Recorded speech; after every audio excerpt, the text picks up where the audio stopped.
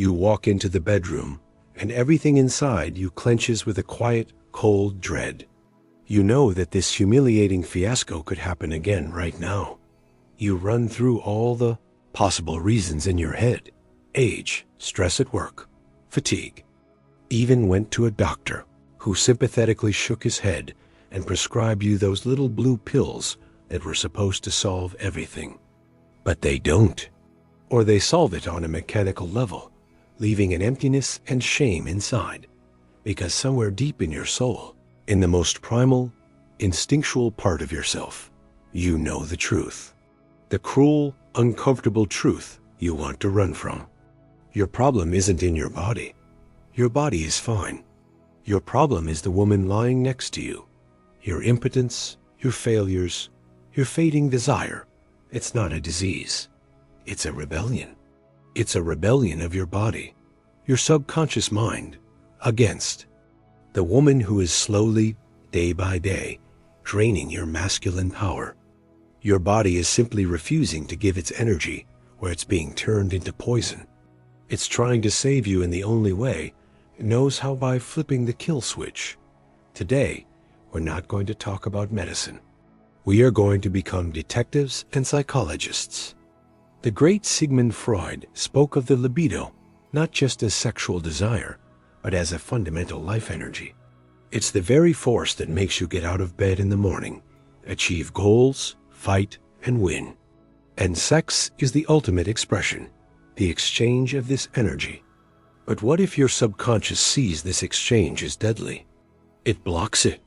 And today, I'm going to give you 5 irrefutable pieces of evidence, 5 precise signs that your problems in bed are not your fault, but a symptom of a deeply toxic relationship. Watch until the end, and I guarantee you will see your life through completely different eyes. Before we start to lance these 5 boils, I ask you for one thing. If this topic is already resonating with you, please like this video. It's your signal to me that we are talking about real pain, not imagined. And if you're new here and not afraid of the truth, no matter what it is, subscribe, because we're only going deeper from here. And one more thing, our geography is important to me. This is an anonymous way to understand how many of us men are facing this problem. Just write what city you're from in the comments. Let's see the scale of this. Sign number 1, eternal criticism. Death by 1,000 cuts. It starts subtly, with small, almost innocent jabs that you don't pay attention to at first. She makes a passing comment about how the shirt you chose makes you look heavier. Or with a slight sigh, she critiques your choice of route on the GPS, implying she knows a better way. She gives you friendly advice on how to talk to your boss, as if you can't manage your own communication. Each of these remarks is a tiny cut on your masculine self-esteem. 1 cut is nothing. 10, you might not notice. But when there are thousands, they merge into one enormous, bleeding wound. This phenomenon has a clear scientific explanation. Constant criticism, even the most minor, puts your brain in a state of chronic stress. Your body starts mass-producing cortisol, known as the stress hormone. And cortisol is a direct antagonist, an enemy of testosterone, the main male hormone responsible for your libido, ambition, and strength. It becomes a vicious cycle. The more criticism you receive, the higher your cortisol level. The higher your cortisol, the lower your testosterone. And the lower your testosterone, the less strength, desire, and consequently, physical ability you have to be a man in bed. Your partner, without realizing it, is chemically castrating you with every one of her valuable comments. Now let's bring this mechanism into the bedroom. This is where the poison of criticism is most destructive. It's no longer a territory of pleasure and trust. It becomes an examination room, and you are the student, trying over and over to pass a test for a malicious professor. Her advice on how you should move, her tips on how and where to touch, her barely perceptible sigh of disappointment if something didn't go according to her script, all of it kills the most important thing, It kills your spontaneity, your animal nature, your instinct. You stop being the leader, the hunter, the man who takes what he wants. You become a performer, desperately trying to guess what is expected of in this time, terrified of making a mistake. At that moment, your brain isn't focused on pleasure, but on analyzing her reactions and the fear of failure. And your body, receiving these alarm signals from the brain, reacts in the only logical way. It hits the emergency brake. An erection is a state of maximum relaxation and confidence. It is impossible in a state of examination. The great psychologist Carl Jung might say that you are dealing with a woman whose inner masculine side, her animus, is inflated. In simple terms, she isn't looking for a partner to love and inspire. She unconsciously sees you as a competitor, or a flawed project that needs to be urgently fixed and improved. She tries to be the better man in your relationship by constantly pointing out your flaws. She doesn't compliment you. She tries to remake you in her image, stripping you of your essence. This process, by its very nature, is an act of profound psychological castration. And your body, your sexual function, is merely reflecting on a physical level what she is doing to you on a mental one. Let's look at this more deeply, with real-life scenarios, so you can see how this poison seeps into every area. You're getting ready to go to a party. You put on your favorite sweater, one that makes you feel confident. She looks at you and says something that sounds like concern, but is actually pure poison. For example, "Are you sure you're going to wear that? It's a bit dated. You should wear the shirt we bought together instead."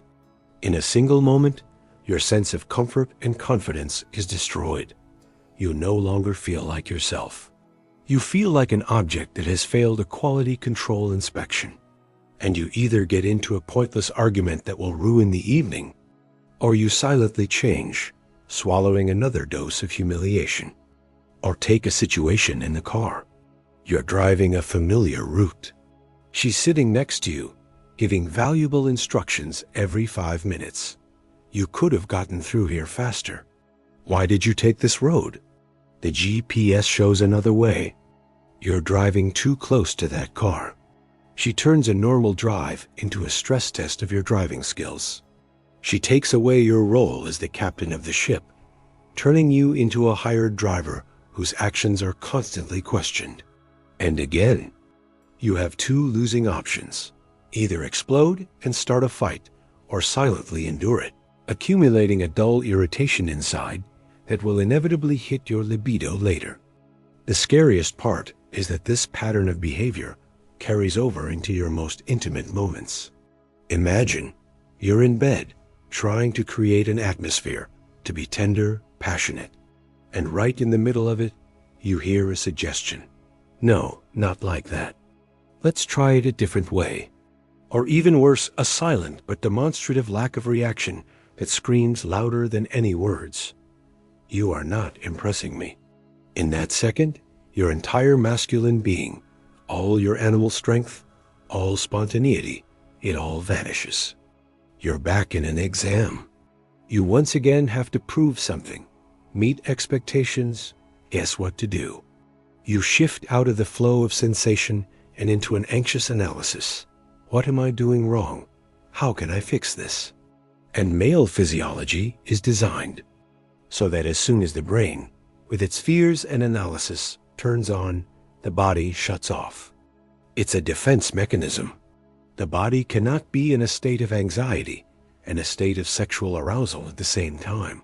The conclusion for this sign is simple and ruthless. You cannot truly desire a woman who constantly sends you the signal. You are not good enough. Your body is not a masochist. It refuses to perform on a stage where the main spectator and director despises you and is waiting for you to fail. This isn't a misfire. It's a strike. Sign number 2, the emotional roller coaster. Intimacy through pain. If the first sign was killing you slowly, like a chronic disease, the second is a series of powerful, crushing blows that keep your nervous system in a constant state of tension. Today, she looks at you with eyes full of adoration, telling you that you are the best man in the world. And tomorrow, over something trivial like an uncapped toothpaste tube, she unleashes a freezing storm of contempt and hatred upon you. You never know which version of her you'll come home to from work, the loving angel or the raging fury. You, live as if on a minefield, constantly scanning her mood, trying to predict the next explosion. This chaos has a name, the emotional roller coaster, and it creates a severe, drug-like addiction in a man. When she's at the peak of adoration, your brain gets a huge dose of dopamine, the hormone of pleasure and reward. You feel on top of the world. But when the pendulum swings the other way, and you get a dose of coldness and criticism, you go into real withdrawal. And you're willing to do anything to win back her good graces and get your dopamine hit again. This cycle exhausts your psyche and completely destroys your inner foundation. You stop trusting yourself and your feelings because the only measure of whether everything is okay becomes her mood. And now for the most important part, how this connects to sex. In such relationships, intimacy is almost never calm, tender, or based on trust. It becomes a tool for manipulation and release. Sex happens at only 2 points on this insane pendulum. Either at the peak of euphoria, when she rewards you with her love, or much more often, immediately after a massive fight. This so-called make-up sex is one of the most dangerous drugs. Against the backdrop of a powerful surge of adrenaline and cortisol during the argument, physical intimacy feels incredibly passionate and intense. It gives the illusion that you've overcome the crisis and are close again, but it's a trap. Your subconscious, which is much wiser than your conscious mind, begins to build a direct and very dangerous neural connection. Sex equals stress, sex equals drama, sex equals pain. Intimacy stops being associated with safety, warmth, and pleasure. It becomes part of a destructive ritual. And over time, your body starts to sabotage this ritual. It no longer wants to participate in this drama.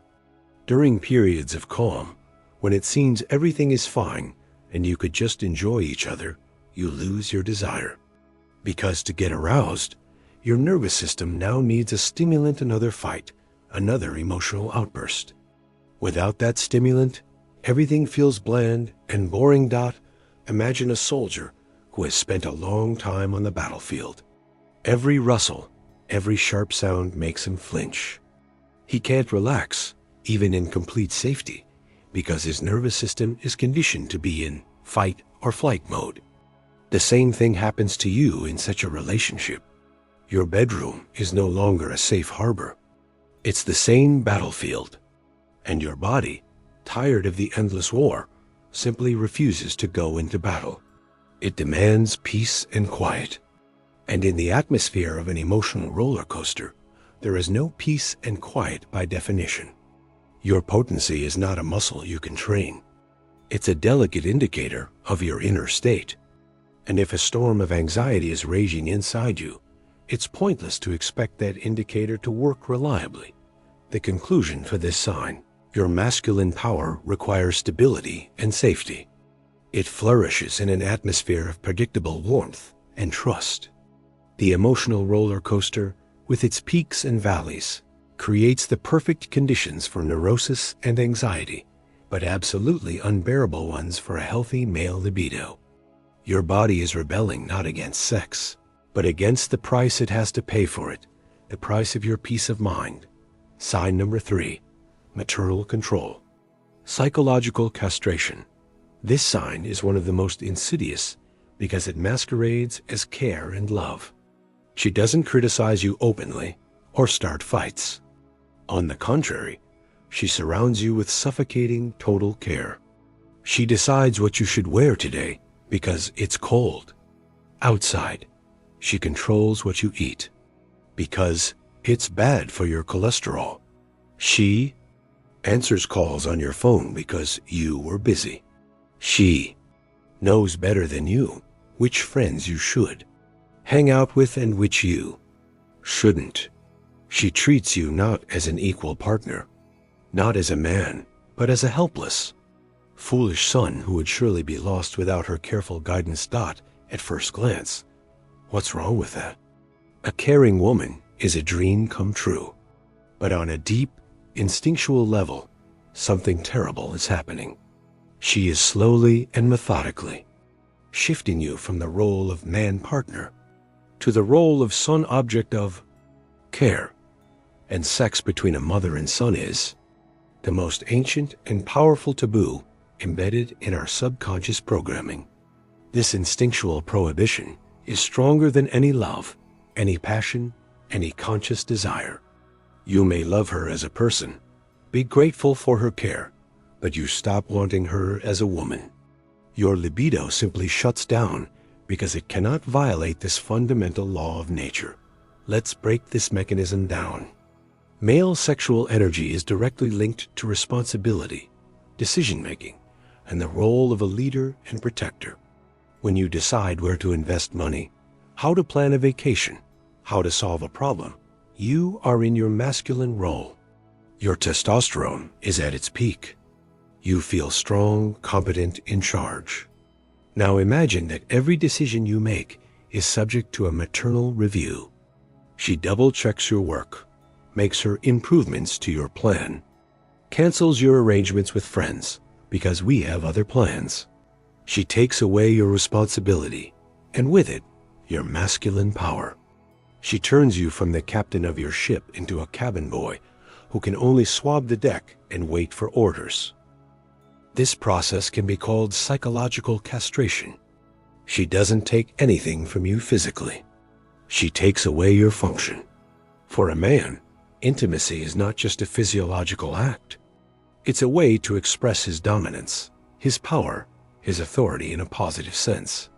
It's an act of giving, of penetration, of leading. But how can you lead if you are being led in everyday life? How can you be dominant with someone who, half an hour ago, was scolding you for scattered socks like a naughty schoolboy? The role conflict becomes unbearable. In the living room, you are the son, but in the bedroom, you're magically supposed to become the lover. It doesn't work that way. Your subconscious can't flip switches that fast. It chooses one dominant role. And if you are the son for 90% of your time together, you will remain so for the other 10%. Sigmund Freud described the Oedipus complex, speaking of a boy's unconscious attraction to his mother. But here we see the reverse process, which could be conditionally called the Jocasta complex. This is when a woman unconsciously seeks not a partner in a man, but a child whom she can care for, control, and through this, fulfill her maternal instinct. This often happens with women who are controlling and anxious, who cannot trust the world and try to keep everything under their control. And the closest person to her, man, becomes the main object of this control. She doesn't do it out of malice. She sincerely believes she is helping and caring for him. But the result of this care is the complete collapse of the sexual relationship. She gets an obedient son, but loses a passionate man. We have just broken down one of the most powerful and non-obvious mechanisms. It's for this depth that people come to this channel. If you feel that these are not just words, but an accurate description of your life, and you still haven't subscribed, now is the best time to fix that. Subscribe so you don't miss the next keys. The conclusion for this sign, an erection, is a manifestation of masculine autonomy and power. It is incompatible with the role of a subordinate, cared-for child. Maternal control, even the most well-intentioned, blocks sexual attraction on an instinctual level. Your body cannot desire someone whom your subconscious has already categorized as mom. This isn't your whim. It's a law of species survival. Sign number 4, comparison with others. A competition you've already lost. This poison can be served under the guise of innocent chatter, but its effect is as destructive as acid. She casually tells you what a gorgeous bouquet her friend's husband gave her. She accidentally recalls how her ex-partner was a genius at home repairs. She jokingly compares your physique to an actor from the movie you just watched. Each comparison is a little flick to your male ego. But when these flicks become systematic, they turn into a deafening slap in the face that constantly echoes in your head. You don't measure up. Others are better than you. At the core of every man lies a deep-seated instinct to be first, to be the best, to win the competition. This instinct drove our ancestors to hunt mammoths, fight enemies, and win over the best woman in the tribe. When your own woman constantly puts you on the same level as other men, she is attacking this very instinct. She forces you to participate in an endless, invisible competition that you can never win. Because her exes, friends' husbands, and movie heroes are not real people but idealized images that are impossible to compete. With this mechanism of comparison creates an unbearable atmosphere in your relationship. You stop feeling unique and irreplaceable to her. Instead, you feel like one of many options, and judging by her hints, not the best one. She might say she loves you, but her words are inconsistent with her actions. Her constant references to other men send you a completely different message. I'm with you, but I'm constantly evaluating whether I made the right choice. I'm looking around and seeing that there are better options. This kills your trust and forces you into a state of constant tension. You start subconsciously trying to earn her love, to prove that you are no worse than others. And a relationship where love must be earned turns into a job, not a source of joy and strength. Now let's move to the bedroom. What happens there? There, this invisible contest reaches its climax. In your bed, besides the two of you, are invisibly present all the men she compared you to. Her ex, who was so tireless. Her friend's husband, who takes her to the Maldives. Even the abstract romantic hero from a novel. You are making love not just to her, but to a whole crowd of these ghosts. You feel like you're performing on stage in front of a demanding jury, which is evaluating your every move. This creates colossal pressure known as performance anxiety. Your brain, instead of focusing on the process and sensations, is frantically working on one task. Can I do it? Will I be at my best? Will I disappoint her? This anxiety is a direct killer of erections. As soon as the fear of failure settles in your head, your body obediently follows the command and demonstrates the very failure you are so afraid of. It's a vicious circle. Comparison breeds anxiety, anxiety breeds failure, failure reinforces your feeling of not measuring up and makes you even more vulnerable to her comparisons.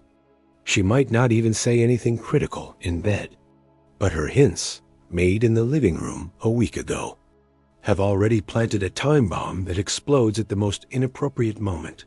You could draw an analogy with ancient Rome.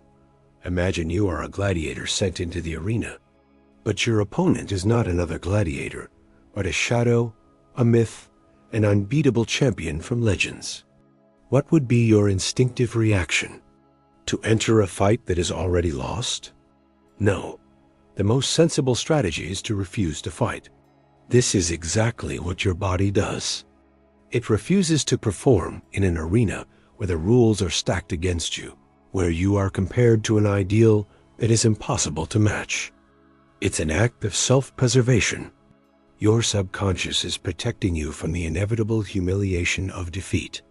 The conclusion for this sign: masculine strength and libido flourish in a field of unconditional acceptance and admiration.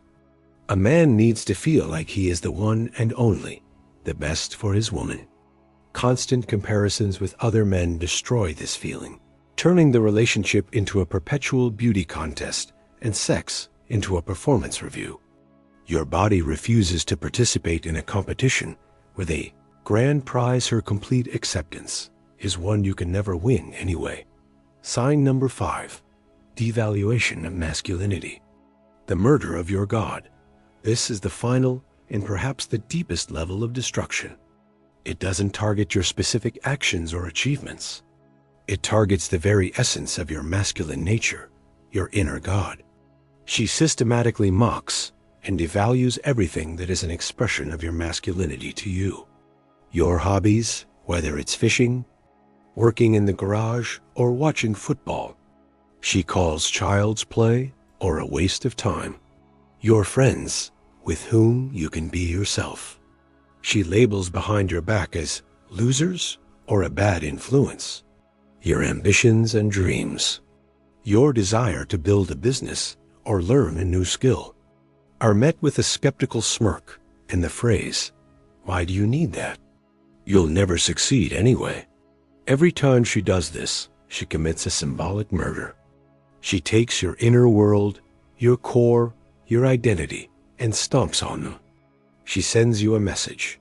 Everything that makes you a man, everything that gives you energy and passion for life, is stupid. It's wrong. It has no value. She tries to make you convenient, sterile, stripped of your dangerous masculine qualities. She wants you to belong only to her, for your energy to circulate only within your relationship, under her complete control. But masculine energy, by its nature, must be directed outward, into projects, into friendships, into hobbies, into overcoming challenges. By trying to lock this energy up, she kills it. This process has catastrophic consequences for your intimate life. For a man, sex is not just physiology. It is the culmination, the highest point of his masculine fulfillment. He brings all his victories, all his achievements, all the strength he has accumulated in the outside world into the bedroom. He shares this energy with the woman. But what does he have to bring, and what does he have to share if all his sources of power have been declared stupid? If his passion for fishing was ridiculed, his get-togethers with friends were condemned, and his career plans were devalued? He comes to the bedroom empty, deprived of his fuel. He has nothing to share because his main energy source has been cut off. And here we come to the most important point. The key element that ignites male desire is female admiration. A man vitally needs to see in his woman's eyes awe for his strength, his mind, his talents, for his very masculine essence. This gaze is like sunlight for a plant. Without it, it withers and dies. A woman who devalues your masculinity looks at you with empty eyes. For her, sex becomes either a marital duty, a hygienic procedure, or a way to get physical release. But her gaze lacks the main thing: admiration for you as a man. She doesn't look at your body with desire. She doesn't admire your strength. She doesn't dissolve in your energy. You feel this on an instinctual level. You see that for her, it's just a process. And that kills everything. Because if she doesn't see you as a god, a hero, a winner, at least for those few minutes, then you stop feeling like one yourself. Male libido is a reflected desire. It ignites in response to female admiration. If that admiration is absent, the fire goes out. You can draw an analogy with an actor performing on stage in an empty theater. No matter how brilliantly he acts, without the audience's energy, without their applause and adoring looks, his performance will be lifeless. In this situation, you are that actor. You can technically perform your role, but without a response, without the energy of admiration, your own inspiration and your potency run dry. Carl Jung spoke of the archetypes that live within each of us. In a man, these are the archetypes of the warrior, the hunter, the king, the magician. Your hobbies, work, friends, these are the arenas where these archetypes manifest. When your woman ridicules these manifestations, she is essentially telling your inner warrior that his battles are laughable, and your inner king that his kingdom is worthless. Deprived of recognition for his main archetypal roles, a man loses connection with his inner source of power, and sexuality is a direct expression of this power. You cannot kill the warrior in a man and expect him to remain a passionate lover in bed. They are parts of the same system. The conclusion for this sign: male desire is fueled by female admiration. By devaluing the expressions of your masculinity in the outside world, a woman deprives you of the energy you are meant to bring to the bedroom. She extinguishes the light in her eyes that alone is capable of igniting your fire. Sex without admiration becomes mechanical, and the body refuses to participate in a meaningless process devoid of soul and energy. Conclusion: the barometer of your soul. We have analyzed 5 signs. 5 deep, poisonous mechanisms that destroy a man's power from the inside. And right now, you might be sitting there feeling a wave of recognition, pain, and maybe even anger rising inside you. This is good. It means the anesthesia you've been living under is starting to wear off. The main conclusion you must draw today is simple and staggering. Your potency is the most honest barometer of your relationship. It's not just a physiological function. It is an indicator of the health of your soul, your energy, your life. Your problems in bed are not a medical diagnosis. They are a spiritual symptom screaming at you that something is deeply wrong in your life. Therefore, the first and most important thing you must do right now is to stop blaming yourself. Stop blaming your age, your fatigue, your stress. Your body is not a traitor. It is your truest ally. All this time, it wasn't failing you. It was trying to save you. Like a loyal dog, it was throwing itself on the grenade to protect you from the woman who is poisoning your world. By flipping the kill switch, it was simply cutting off the channel through which your life force was leaking. Your impotence is an act of your body's greatest love for itself. And now that you know the truth, you have a choice. Before, you were blind and tried to treat the symptoms.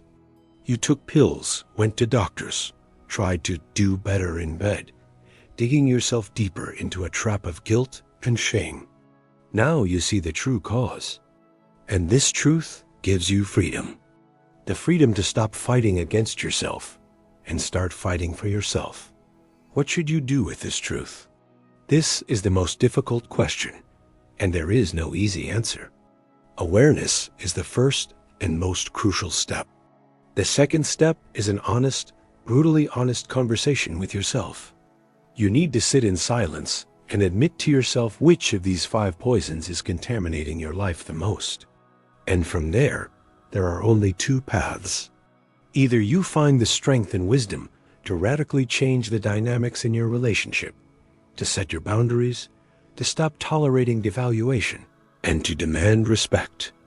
This is the path of a warrior, and it is incredibly difficult. Or you realize that the person beside you will not change, and then you make the only right decision to save your masculine power, to save yourself. Even if it means you have to leave, I have shared with you 5 keys to understanding. But now the most important question is for you. I'm not asking you to share the details of your personal life.